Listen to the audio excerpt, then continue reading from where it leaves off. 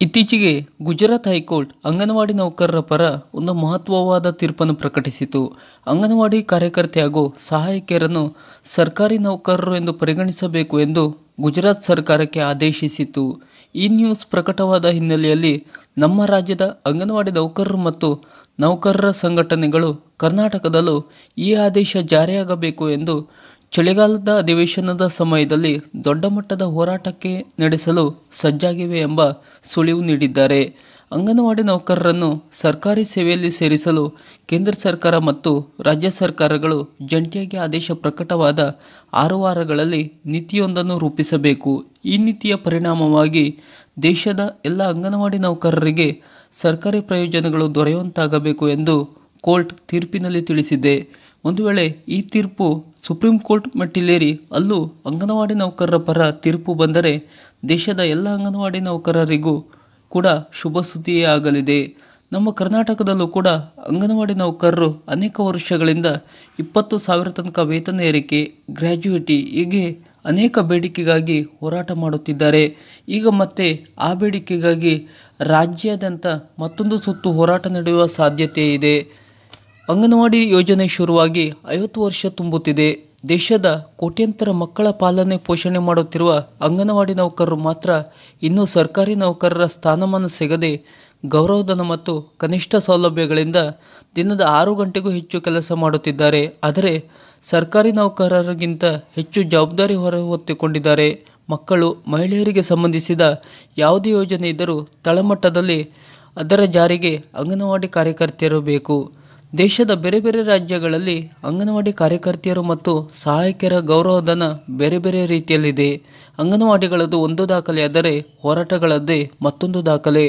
ಕರ್ನಾಟಕದಲ್ಲೂ ಆಗಾಗ ಅಂಗನವಾಡಿ ನೌಕರರು ಪ್ರತಿಭಟನೆ ಮಾಡುತ್ತಿರುತ್ತಾರೆ.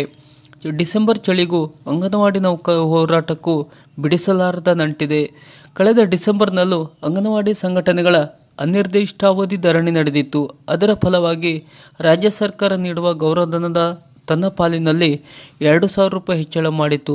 ಇನ್ನೂ ಕೆಲವು ಬೇಡಿಕೆಗಳ ಈಡೇರಿಕೆಗಳಿಗೆ ಸಂಘಟನೆಗಳು ಪಟ್ಟು ಹಿಡಿದಿದ್ದವು. ಅದರ ಈಡೇರಿಕೆಗಾಗಿ ಈ ಡಿಸೆಂಬರ್ನಲ್ಲಿ ಹೋರಾಟ ನಡೆಸಲು ಸಂಘಟನೆಗಳು ಈಗಲೇ ಸಿದ್ಧತೆ ನಡೆಸುತ್ತಿವೆ. ಡಿಸೆಂಬರ್ ಯಾಕೆಂದರೆ ಆಗ ವಿಧಾನಮಂಡಲಗಳ ಚಳಿಗಾಲದ ಅಧಿವೇಶನ ನಡೆಯುತ್ತಿರುತ್ತದೆ. ಅದೇ ಕಾಲದಲ್ಲಿ ಬೆಂಗಳೂರಿನಲ್ಲಿ ಅತಿ ಹೆಚ್ಚು ಹೋರಾಟಗಳು ನಡೆಯುತ್ತವೆ. ಇನ್ನು ಅಂಗನವಾಡಿ ನೌಕರರ ಎಲ್ಲ ಬೇಡಿಕೆಯನ್ನು ಏಕೆ ಪೂರೈಸಲಾಗುತ್ತಿಲ್ಲ ಎನ್ನುವುದನ್ನು ನೋಡುವುದಾದರೆ, ಅಂಗನವಾಡಿ ಕಾರ್ಯಕರ್ತರನ್ನು ಸರ್ಕಾರಿ ನೌಕರರು ಎಂದು ಪರಿಗಣಿಸಬೇಕಿದ್ದರೆ 1948ರ ಕಾಯ್ದೆ ಪ್ರಕಾರ ಯಾವುದಾದರೂ ಒಂದು ಸರ್ಕಾರದ ಅಡಿಯಲ್ಲಿ ಬರಬೇಕು. ಆದರೆ ಅಂಗನವಾಡಿ ಯೋಜನೆ ಕೇಂದ್ರ ಮತ್ತು ರಾಜ್ಯ ಸರ್ಕಾರದ ಪಾಲುದಾರಿಕೆಯಲ್ಲಿ ನಡೆಯುತ್ತದೆ. ಹಾಗಾಗಿ ಕಾಯ್ದೆ ತಿದ್ದುಪಡಿ ಆಗಬೇಕು. ಒಂದು ಕೇಂದ್ರ ಸರ್ಕಾರ ಜವಾಬ್ದಾರಿ ಹೊರಬೇಕು, ಇಲ್ಲವೇ ರಾಜ್ಯ ಸರ್ಕಾರ ಜವಾಬ್ದಾರಿ ಹೊರಬೇಕು. ಅದಾಗಲೇ ನೌಕರರು ಎಂದು ಪರಿಗಣಿಸಲು ಅಸಾಧ್ಯ. ಕರ್ನಾಟಕದಲ್ಲಿ ಅಂಗನವಾಡಿ ಕಾರ್ಯಕರ್ತೆಯರು ಮತ್ತು ಸಹಾಯಕಿಯರ ಪರ ಬಹಳ ವರ್ಷಗಳಿಂದ ಹೋರಾಟ ಸಂಘಟಿಸುತ್ತಿರುವ CITU ರಾಜ್ಯಾಧ್ಯಕ್ಷೆ ಎಸ್ ವರಲಕ್ಷ್ಮಿ ಗುಜರಾತ್ ಹೈಕೋರ್ಟ್ ತೀರ್ಪನ್ನು ಸ್ವಾಗತಿಸಿದ್ದಾರೆ.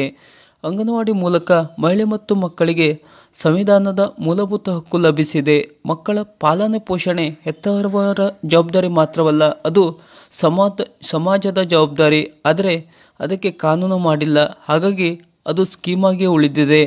2009ರ ಶಿಕ್ಷಣದ ಹಕ್ಕು ಕಾಯ್ದೆ 14 ವರ್ಷದೊಳಗಿನ ಮಕ್ಕಳಿಗೆ ಶಿಕ್ಷಣ ಮೂಲಭೂತ ಹಕ್ಕು ಎಂದು ಹೇಳಿದೆ. ಹಾಗಾಗಿ ಪೂರ್ವ ಪ್ರಾಥಮಿಕ ಶಿಕ್ಷಣ ನೀಡುವ ಅಂಗನವಾಡಿಗಳು ಆ ವ್ಯಾಪ್ತಿಗೆ ಸೇರುತ್ತವೆ. 2013ರ ಆಹಾರ ಭದ್ರತಾ ಕಾಯ್ದೆ ಅಡಿ ಅಂಗನವಾಡಿಗಳಿಗೆ ಆಹಾರ ಪೂರೈಕೆ ಆಗುತ್ತಿದೆ. ಶಿಕ್ಷಣ ಮತ್ತು ಆಹಾರ ಎರಡನ್ನೂ ಅಂಗನವಾಡಿಗಳು ಪೂರೈಸುತ್ತಿವೆ. ಅತ್ತ ಕಾಯ್ದೆ ಜಾರಿ, ಇತ್ತ ಸಂವಿಧಾನ ಹಕ್ಕು ಎರಡೂ ಸಾಕಾರಗೊಳ್ಳುತ್ತಿದೆ. ಆದರೆ ಅಂಗನವಾಡಿ ಕಾರ್ಯಕರ್ತರು ಮಾತ್ರ ಅನರ್ಹ ಎನಿಸಿಕೊಂಡಿದ್ದಾರೆ ಎಂದು ರಾಜ್ಯಾಧ್ಯಕ್ಷರಾದ ಎಸ್ ವರಲಕ್ಷ್ಮಿ ಅವರು. ಇನ್ನು ಅಂಗನವಾಡಿ ನೌಕರರು ಯೋಜನೆಯ ಉದ್ದೇಶಗಳನ್ನು ಫಲಾನುಭವಿಗಳಿಗೆ ತಲುಪಿಸಿ ಸರ್ಕಾರದ ವಕ್ತಾರರಂತೆ ದುಡಿಯುತ್ತಿರುವ ಅಂಗನವಾಡಿ ಕಾರ್ಯಕರ್ತೆ ಮತ್ತು ಸಹಾಯಕಿಯರು ಅತ್ಯಂತ ಕಡಿಮೆ ಸವಲತ್ತುಗಳಲ್ಲಿ ಈ ದೇಶದ ಮಾನವ ಅಭಿವೃದ್ಧಿಗೆ ಕಾಣಿಕೆ ಕೊಟ್ಟಿದ್ದಾರೆ. ಈ ಯೋಜನೆಯಲ್ಲಿ ಸುಮಾರು 1.28 ಲಕ್ಷ ಮಹಿಳೆಯರು ಇದ್ದಾರೆ.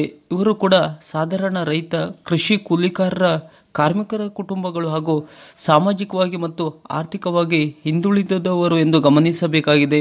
ಭಾರತ ಸರ್ಕಾರದ ಯೋಜನೆಯಾದರೂ ದೇಶದಾದ್ಯಂತ ಒಂದೇ ರೀತಿಯ ಗೌರವಧನವಿಲ್ಲ ಮತ್ತು ಸವಲತ್ತುಗಳು ಇಲ್ಲ. ಏಕೆಂದರೆ ಇದೊಂದು ಯೋಜನೆಯಾಗಿ ಉಳಿದಿರುವುದರಿಂದ ಇವರನ್ನು ಉದ್ಯೋಗಸ್ಥರು ಅಥವಾ ನೌಕರರೆಂದು ಪರಿಗಣಿಸದೇ ಇರುವುದರಿಂದ ಶಾಸನಬದ್ಧ ಸವಲತ್ತುಗಳು ಪ್ರಭುತ್ವಗಳು ಅನ್ವಯಿಸಿಲ್ಲ. ಅಂಗನವಾಡಿ ಕೇಂದ್ರಗಳನ್ನು ಸ್ಥಾಪಿತ ಸಂಸ್ಥೆ ಇವರಿಗೆ ಕೊಡುವ ಒಟ್ಟು ಗೌರವಧನದ ಸಂಬಳದ ವ್ಯಾಪ್ತಿಗೆ ಬರುವುದು ಮತ್ತು ಆಯ್ಕೆಯ ನಿಯಮಾವಳಿಗಳು ಹಾಗೂ ಮೇಲ್ವಿಚಾರಣೆ ಇರುವುದರಿಂದ ಅಂಗನವಾಡಿ ಕಾರ್ಯಕರ್ತೆಯರು ಮತ್ತು ಸಹಾಯಕಿಯರಿಗೆ 1972ರ ಗ್ರ್ಯಾಚ್ಯುಟಿ ಕಾಯ್ದೆ ಅನ್ವಯಿಸುತ್ತದೆ ಎಂಬ ತೀರ್ಪನ್ನು ಸುಪ್ರೀಂ ಕೋರ್ಟ್ 2022ರ ಏಪ್ರಿಲ್ 25ರಂದು ಐತಿಹಾಸಿಕ ತೀರ್ಪು ಕೊಟ್ಟಿದೆ. 49 ವರ್ಷಗಳ ದೀರ್ಘ ಇತಿಹಾಸದ ನಂತರದಲ್ಲಿ ಈ ಕಾನೂನನ್ನು ಇವರಿಗೆ ಅನ್ವಯಿಸಲಾಗಿದೆ. ಗುಜರಾತ್ ಸರ್ಕಾರಕ್ಕೆ ನೇರ ಆದೇಶವಿದ್ದುದರಿಂದ ಜಾರಿಯಾಗಿದೆ. ನಮ್ಮ ಕರ್ನಾಟಕದಲ್ಲಿ ಆದೇಶವಾಗಿದೆ, ಉಳಿದೆಡೆ ಇನ್ನೂ ಜಾರಿಯಾಗಿಲ್ಲ. ಈ ಎಲ್ಲ ಬೇಡಿಕೆಗಳಿಗಾಗಿ ಅಂಗನವಾಡಿ ನೌಕರರು ಮತ್ತು ನೌಕರರ ಸಂಘಟನೆಗಳು ಮತ್ತೆ ಹೋರಾಟ ಮಾಡಲು ಪ್ರಾರಂಭಿಸಲಿವೆ. ಸರ್ಕಾರದ ಈ ಥರದ ಇನ್ನಷ್ಟು ಮಾಹಿತಿಗಳಿಗಾಗಿ ಹಾಗೂ ಅಂಗನವಾಡಿಯವರ ಸಂಬಂಧಪಟ್ಟ ಇನ್ನಷ್ಟು ಮಾಹಿತಿಗಳಿಗಾಗಿ ನಮ್ಮ ಚಾನಲನ್ನು ಸಬ್ಸ್ಕ್ರೈಬ್ ಮಾಡಿ ನಮ್ಮನ್ನು ಬೆಂಬಲಿಸಿ. ನಮಸ್ಕಾರ.